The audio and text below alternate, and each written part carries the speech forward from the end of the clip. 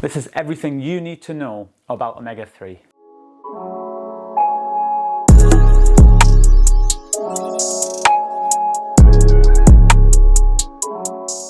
A lot of you guys have been asking for this, and it's a hugely misunderstood topic.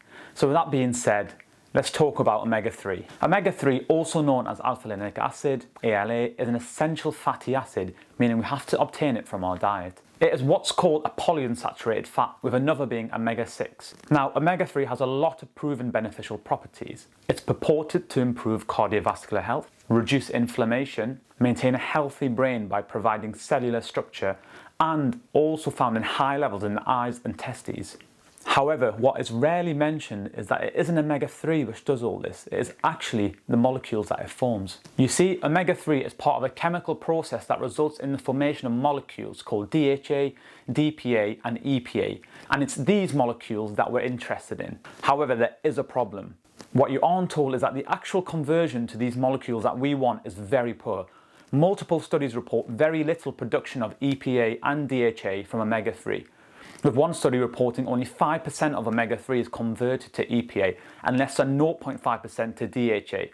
Another study also suggested a less than 5% conversion to EPA. So this then raises the question, is the omega-3 supplement industry we've been peddled a scam? My friend Dr. Kohilathat believes so, and he's written a really interesting blog on his website about whether omega-3 supplementation is doing more harm than good. So in his blog, he writes about the potential oxidization of these pills, which forms harmful molecules called lipid peroxides, which can then break down further into even more harmful molecules. He writes about a study which stated, quote, even oil stored in the dark at 4 degrees C may oxidize unacceptably within a month of storage. Added antioxidants reduce but do not prevent oxidation.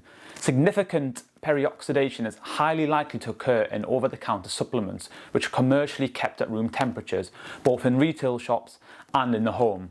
End quote.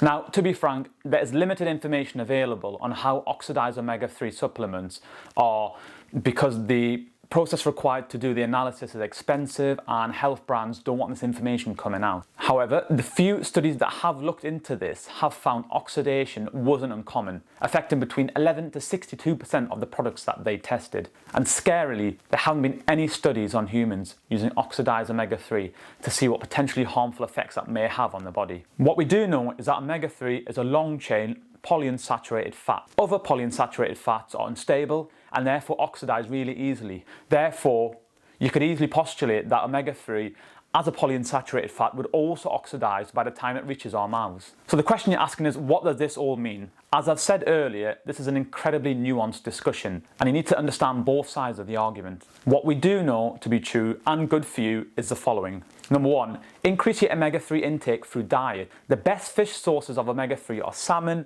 mackerel and herring. With regards to meat, consider switching to grass-fed or pasture-fed meat. Now there's a huge difference between omega-3 content of grass-fed meat and from meat that is factory farmed. And this is why you should be wary of studies that show meat consumption leading to disease.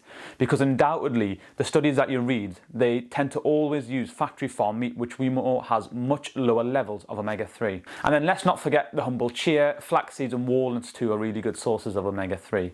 If you want to supplement, then go for krill oil, or supplements that focus on DHA and EPA rather than omega-3, and make sure they're sustainably sourced too. To be honest, most now use algae rather than fish itself. Use oils like extra virgin olive oil, coconut oil, hemp oil or avocado oil as an alternative to vegetable oil as they're better in omega-3, and cut out, as I mentioned, those refined seed oils like canola oil, sunflower, rapeseed, grapeseed, vegetable and safflower. If you do have any supplementation or any oils, make sure they're stored in a dark container away from any sunlight and in a cold environment. And finally, subscribe to the channel to learn more.